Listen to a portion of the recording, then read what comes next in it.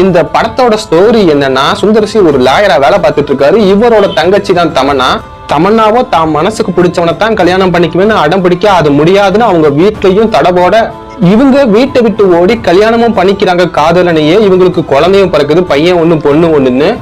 இப்படி சந்தோஷமா தான் போய்க்கிறதுக்கு தமன்னாவோட லைஃப். இப்போ 10 வருஷம் கழிச்சு பார்த்தா தமன்னாவோட ஹஸ்பண்ட் ஜாகிங் போறேன்னு வெளியே போறாரு. அப்படி போனவர் தான் அம்மா அவருக்கு ஹார்ட் அட்டாக்கா போயிட்டாருமான்னு கேள்விப்பட்டதும் தமன்னாவும் துக்கம் தாங்காம கிணத்திலே தூக்கு போட்டு தொங்கிடுறாங்க. இத பார்த்தா அவங்களோட பொண்ணுமே கீழே விழுந்து தலையில அடிபட்டு கோமாக்கு போயிருது.